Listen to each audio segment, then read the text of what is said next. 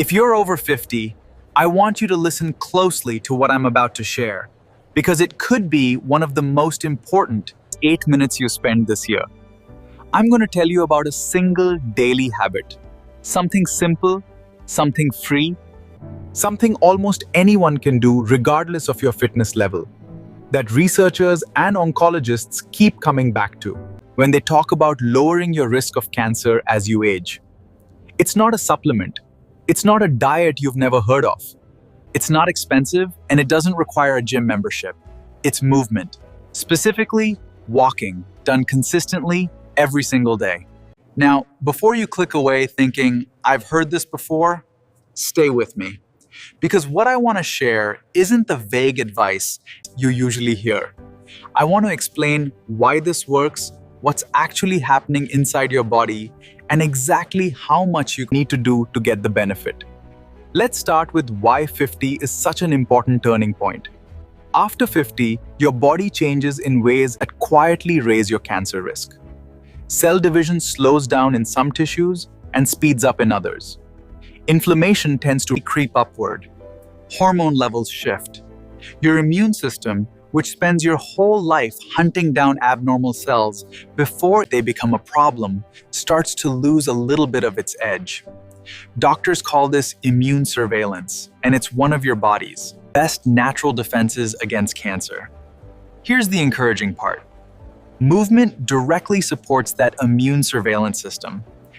When you walk briskly, and I mean a pace that gets your heart rate up, not a casual stroll, your body releases natural killer cells into your bloodstream.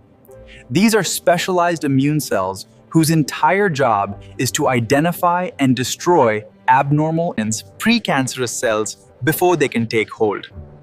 Researchers have found that regular physical activity increases both the numbers and the activity of these cells, even in people in their 60s, 70s, and beyond. Walking also helps regulate insulin and blood sugar. That matters more than most people realize, because chronically high insulin levels have been linked to increased risk of several cancers, including colon and breast cancer.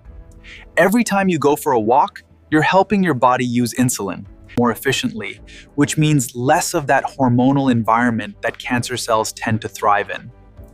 Then there's inflammation. Low-grade chronic inflammation is something many doctors now consider a quiet driver behind a long list of diseases, cancer included. Daily movement is one of the most effective, well-studied ways to bring inflammation markers down over time. And there's the weight factor. Carrying extra weight, particularly around the midsection, is associated with higher risk for multiple cancer types. You don't need to run marathons or lose dramatic amounts of weight.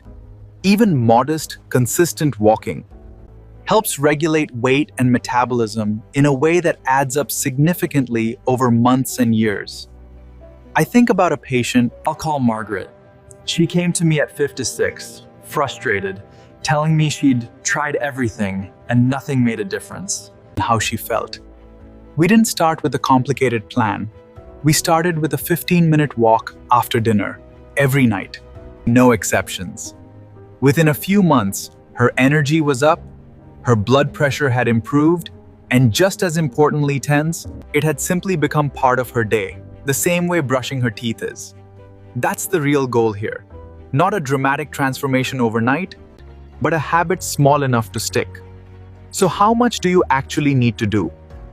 The research that's been most consistent points to about 30 minutes a day, 5 days a week, at a pace where you can still talk, but you're a little breathless. If that sounds like a lot, here's the good news.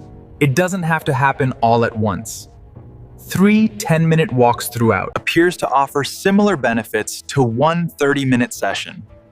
Walking to the mailbox and back, around the block. After breakfast, around the grocery store before you shop, it all counts toward your daily total. Now, I know what some of you are thinking. What if I have joint pain? What if the weather's bad? What if I simply don't have the energy some days? These are fair concerns. And the answer is the same in each case. Adjust, don't abandon. If your knees are sore, try walking in a pool or on a flatter, softer surface. If the weather's rough, a few laps around a shopping mall or even pacing your living room while on a phone call still counts. And if energy is low, a slower 5-minute walk is still infinitely better than no walk at all. The goal isn't perfection, it's consistency. I want to be honest with you about something. This habit is not a guarantee. No doctor, no study, no expert anywhere can tell you that any single habit will prevent cancer with certainty. Genetics matter, screening matters, diet, alcohol use, smoking history, all of it plays a role. What the research does show is that people who move daily, consistently, over years, tend to show up in cancer statistics less often than people who don't. That's not a promise. It's a meaningful shift in the odds. And at our age, shifting the odds in our favor is exactly the kind of thing worth doing. I'd also encourage you to pair this habit with the basics we sometimes forget once we're past 50. Staying current on your recommended cancer screenings, whether that's colonoscopies, mammograms, or skin checks. No habit replaces early detection. They work best together, side by side. If you're just starting out, don't overthink it. Put on a comfortable pair of shoes, step outside, and walk for 10 minutes today. Tomorrow, walk again. The habit matters more than the intensity, especially in the beginning. Give it 30 days before you judge. Whether it's working, most people find that by then, it no longer feels like a chore, but simply part of who they are. I'll leave you with this thought. Your body has spent 50+ years carrying you through everything: work, family, joy, hardship. It deserves a small daily investment in return. 30 minutes. That's all we're asking of it. If you found this helpful, I'd love for you to share it with someone in your life who's also over 50. And if you want more straightforward, evidence-based guidance like this, consider subscribing. I'll be back soon with more. Take care of yourself. I'll see you in the next one.